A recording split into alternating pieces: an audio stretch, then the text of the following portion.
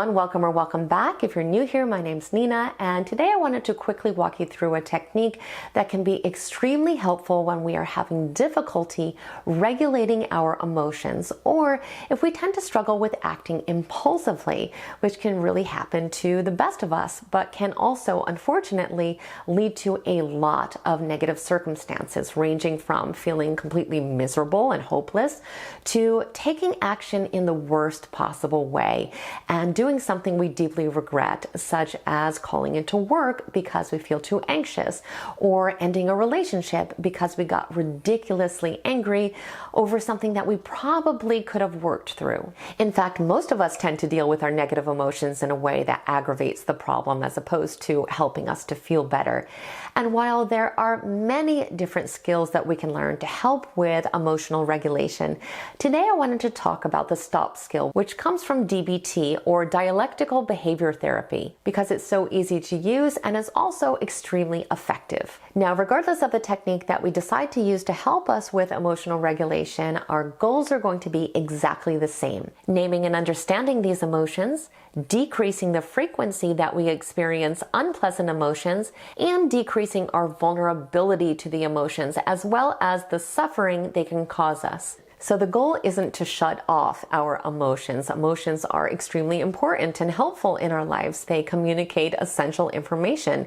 Even the emotions that feel unpleasant or we think of as being negative emotions are appropriate and necessary in some situations. But we do have to understand that many of our unpleasant emotions are triggered by negative automatic thoughts, many of which were developed way back in our childhood. So we are simply reacting to a trigger in an unhelpful way. We respond with an emotion, which oftentimes leads to an action that makes us feel a lot worse or makes our lives a lot more difficult. And this is why the STOP skill is so helpful. It teaches us distress tolerance, and it allows us to work through a situation or a feeling of discomfort without making it worse. Now, this technique consists of the following sequence: stop, take a step back, observe, and proceed mindfully. So let's go ahead and talk about these steps and what we are trying to accomplish with each one.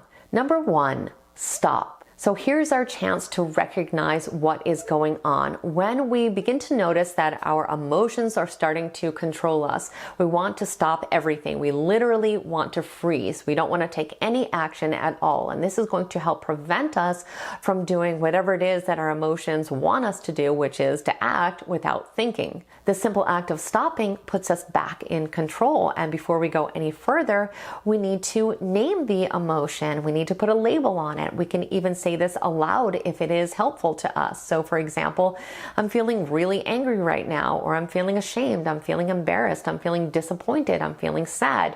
Whatever it is, take a moment and accurately label it. Number two is to take a step back.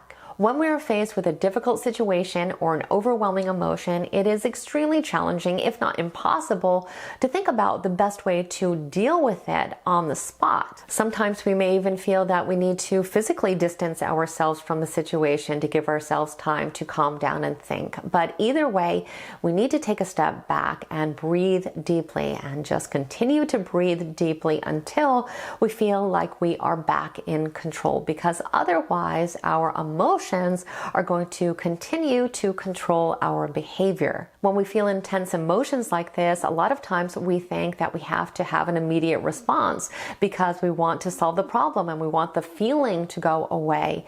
But usually when we make these types of impulsive decisions, they are the worst things for us. And most of the time, a split-second decision is not at all even necessary. So it is more than okay that we take our time deciding how we are going to respond, especially when that response is going to affect other people.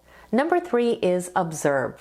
Here we just want to objectively observe what is really happening right now. We need to look around us and look within us and take note of any other people who are involved in this. If there are other people involved in this, we want to think about what they are really saying and what they are really doing from a realistic standpoint, as opposed to through the lens of hurt or fear. Then we need to take note of any automatic negative thoughts we are experiencing, and remember that these thoughts are often not at all based in reality. So we have to be careful that we're not jumping to conclusions or making unfair assumptions about what another person is saying or what they are thinking. A lot of times we're simply creating stories based on our own insecurities or the negative experiences that we have had in our past.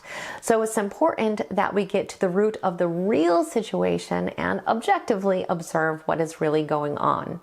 And the last step is to proceed mindfully. So here we're just trying to figure out what the best course of action actually is. So we need to ask ourselves, how would I respond if I weren't feeling triggered? At this point, we want to use our logical mind to come up with a more reasonable response, even if we don't really think that we're ready to take that particular course of action. We need to at least understand and know what the best case scenario would be. Sometimes it comes down to accepting the situation and figuring out at this point what we want to get from it, and also considering what would have happened had we taken the course of action that we initially wanted to take when we were feeling impulsive.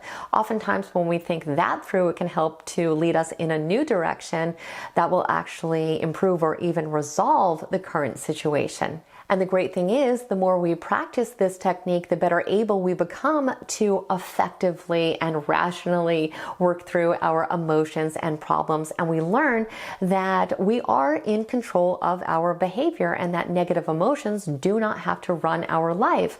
So we start being a lot less threatened when we experience them. And the end result is that we end up living a life where our actions are in alignment with our goals and our best interests. And we never run the risk of making impulsive decisions that we ultimately regret. So as always, I truly hope you found today's video to be insightful and helpful. If you did, please like it, share it, and definitely become a subscriber if you're not one already.